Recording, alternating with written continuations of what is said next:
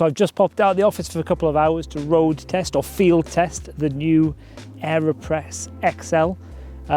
I've had my Aeropress now for nigh on 20 years. Big fan of it, so it's really intriguing to see what this XL version is. Essentially, it's an Aeropress that's double the size of the original one. Let's get some water on and we'll get a brew going. I've got 350 mils of water going into here, which I'm using the measures on my jet boil to help me out. And we'll get this fired up before we talk about the coffee itself. There you go. Get a lid on to keep it warm. And we'll take a look at the Aeropress. It is essentially just a double size Aeropress. Everything's twice the size effectively. You've got a bigger cap, you've got bigger filter papers, and once I put them into the cradle here, I'm going to wet them just to hold it in place, particularly out here, otherwise the wind will take this one away.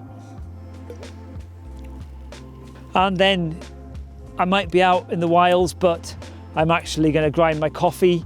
The recipe I use for my standard Aeropress is 12 grams of coffee to about 170 mils of water.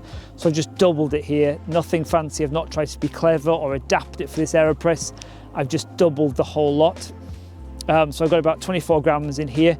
Interestingly, with my grinder, if I fill this grinder to capacity, it takes about 24 grams of coffee. So it's almost the perfect companion to this Aeropress. So we'll get our coffee in. And then, whilst we wait for our water to boil, we'll just chill out and take in the views. So the water's coming up to the boil. I'm going to let it boil. And people might think, oh, he's boiling his water, but out here I'm fighting temperature. And actually, I'm just going to get this boiling, and it's going to cool down really quickly once I start to pour it into the Aeropress. And there's a gentle breeze coming off the lake. The whole thing is going to cool down so quickly. Because I've measured it beforehand, the whole lot can go in. And then, everything I said is bigger. Even the stirrer is bigger to make sure it gets right down to the bottom. Let's give the whole thing a stir. Make sure all those grounds are nicely saturated. And, I have a different approach out here to what I might do if I'm brewing back at home, back in the roastery. I want things to happen quickly. I want to get moving. I've probably gone for slightly finer grind to speed up the brewing process. I'm not going to mess around with blooms and so forth. I want to enjoy this as a nice warm beverage, not let the whole thing cool down because I'm faffing around too much with the whole process. Get this nice little beaker that comes with it, which is going to allow me to kind of decant my Aeropress into here, or obviously I could go straight into one of my cups. That would work as well because that almost fits. So I reckon best option, safest option will go into the beaker and then decant into the cup afterwards. Going to give this about 2 more minutes of brew time and then we'll start to plunge. Okay, so it's time to get this plunging.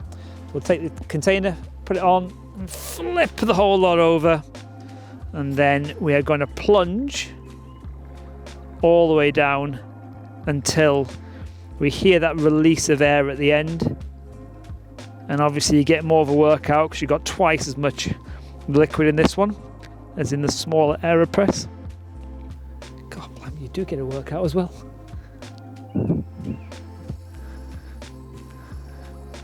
So that little release of air, I will stop. And then it's all about pouring and enjoying the cup of coffee. You get a decent portion out of this. These aren't small cups. And I get a full cup all the way. And for 2 people, I reckon you'll get a nice generous portion each from this little Aeropress. And that's not a bad brew to enjoy in this environment. So that's the Aeropress XL. For me, I'm an avid Aeropress fan, and my little Aeropress I have had for 20 years. I'm not going to part with easily. It's bigger, so if I'm packing it away, if I'm traveling with it, I don't know. I'm not massively convinced. It's for me, but I can see it has a place. If you're out camping, that kind of van life thing, you're going to get more coffee, more bang for your buck if you like, then it's not a bad purchase at all. but I think I'll stick with my little original baby that I've got at home.